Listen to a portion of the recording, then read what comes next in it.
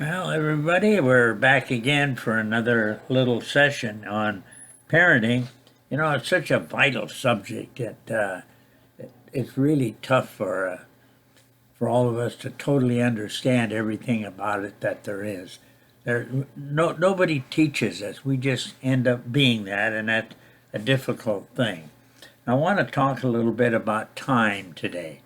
Time is a vital element, and it just seems like we get our lives so busy we don't have time for the family or the children or things that we need to do. You know, it's like time and tide. They wait for no man. And they're not going to wait for you either in rearing your children. Before you know it, they're 18 years old and they're out on their own and away they go, unprepared for life. They get these stupid diplomas hanging on their wall, the School of Hard Knocks that all of us went through by the dumb mistakes that we make because we didn't take the time to really teach our children the importance of life and things of that nature. My son came to me one day and said, "Hey, Dad, I didn't. How did you have the time to talk to us, to play ball with us, to come to our games and do all the things that you did, you know?" And he just says, "I come home tired, and all I want to do is sit down and relax." Like most people, they come home from work, they sit down, they turn on the TV, they have a drink, they have dinner, they go to bed and send the kids to bed, and they miss some of the most precious time in their lives, in the kids' lives, to be able to teach them and train them and help them in the way that they should go. I wanted my children to know that I had time for them, no matter what. Anytime you can contact us and talk to us. We're here for you, and we let the children know that.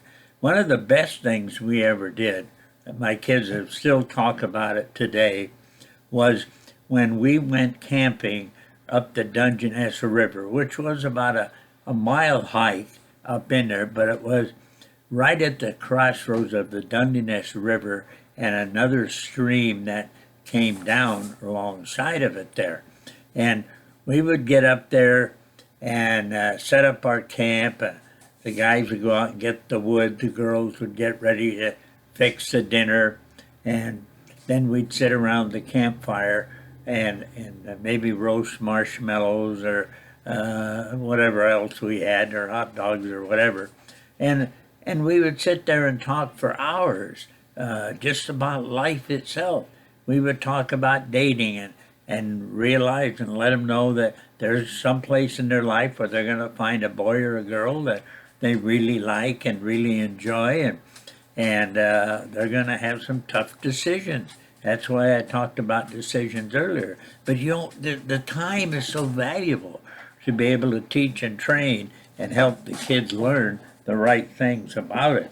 So we used to go up there, and it was a great time camping. They often talk about how much fun it was and what we discussed and about dating and all the things about life, how you drive, how to pick the right kind of friends that are uplifting and not just the bum ones that are going to get you into trouble. That's why I always like to read Proverbs to the kids, because the Proverbs talks a lot about life and the pitfalls of life. It's plain talk. Get a modern translation of the Bible and read that to your kids every chance and time you get. It's interesting in Deuteronomy 6 and verse 6 and 7, God talks a lot about that. He says, he's here on Mount Sinai and he's given all the people his commandments and telling them what he wanted them to do and the things that were there.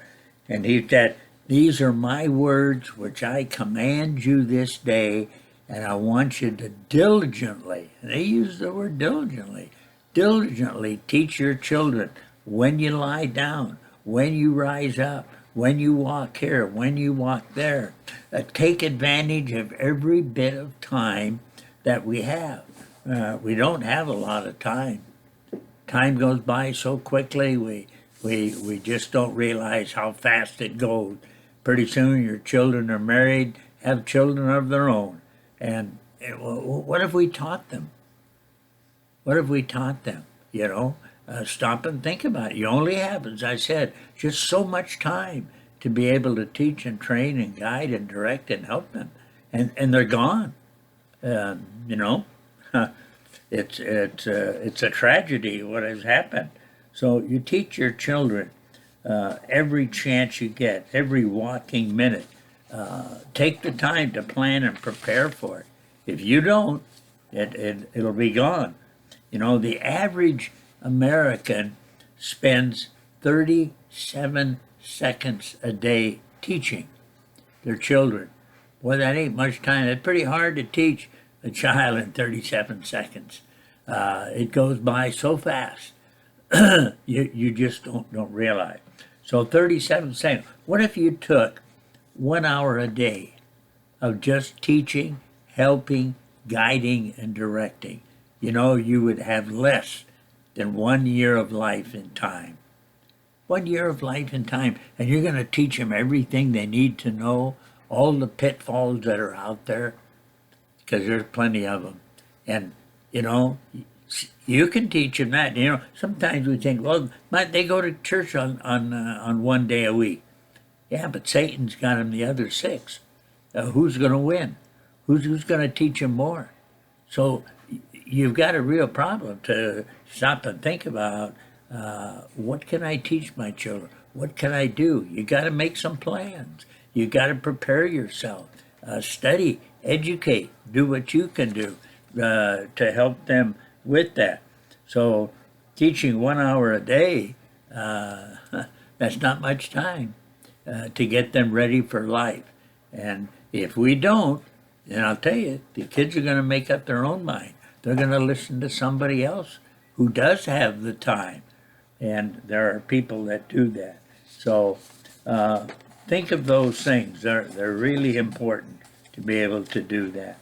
So Deuteronomy 6:6 is vital. Read it.